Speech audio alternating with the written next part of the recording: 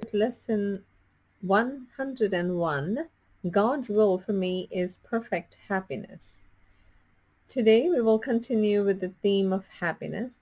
This is a key idea in understanding what salvation means. You still believe it asks for suffering as penance for your sins. This is not so. You must Yet you must think it so while you believe that sin is real and that God's Son can sin. If sin is real, then punishment is just and cannot be escaped. Salvation thus cannot be purchased but through suffering. If sin is real, then happiness must be illusion, for they cannot both be true. The sinful warrant only death and pain, and it is this they ask for they know it waits for them, and it will seek them out and find them somewhere, sometime, in some form that evens the account they owe to God. They would escape him in their fear, and yet he will pursue, and they cannot escape. If sin is real, salvation must be pain.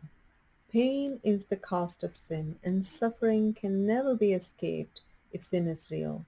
Salvation must be fear, for it will kill, but slowly taking everything away before it grants the welcome boon of death to victims who are little more than bones before salvation is appeased.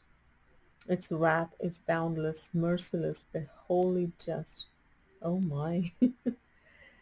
Who would seek out such savage punishment? Who would not flee salvation and attempt in every way he can to drown the voice which offers it to him? Why would he try to listen and accept its offering? If sin is real, its offering is death, and meted out in cruel form to match the vicious wishes in which sin is born. If sin is real, salvation has become your bitter enemy, the curse of God upon you who have crucified his Son. You need the practice periods today. The exercises teach sin is not real, and all that you believe must come from sin will never happen, for it has no cause. Accept atonement with an open mind, which cherishes no lingering belief that you have made a devil of God's Son. There is no sin. We practice with this thought as often as we can today, because it is the basis for today's idea. God's will for you is perfect happiness, because there is no sin, and suffering is causeless. Joy is just, and pain is but the sign you have misunderstood yourself.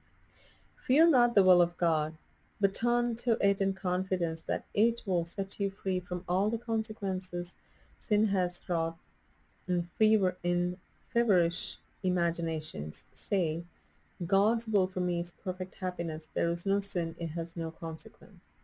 So should you start your practice periods and then attempt again to find the joy these thoughts will introduce into your mind. Give these 5 minutes gladly to remove the heavy load you laid upon yourself in the insane belief that sin is real. Today escape from madness.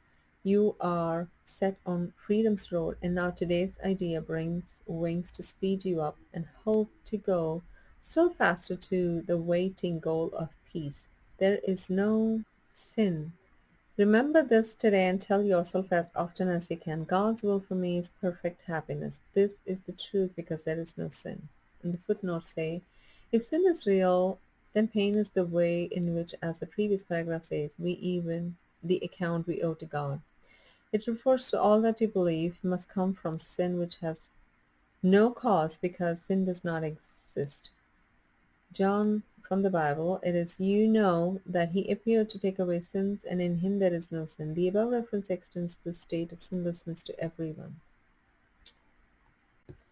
So I wanted to come back a little bit here in this paragraph too, where he says that somewhere we are going to get caught, the sin. The sinful warrant only death and pain. How many times we have done that to ourselves? I mean, um, the biggest thing, the course says that the biggest thing that we, the lesson that we went through was separation. We got separated from God. Like that is the biggest thought in our minds. We did this to ourselves. We separated from God. So God has somehow come and now punish us.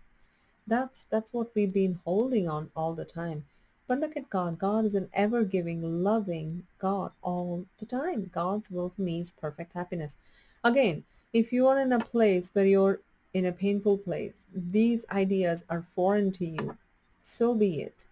But all those things that you did to work for yourself, if it did not work, then try this.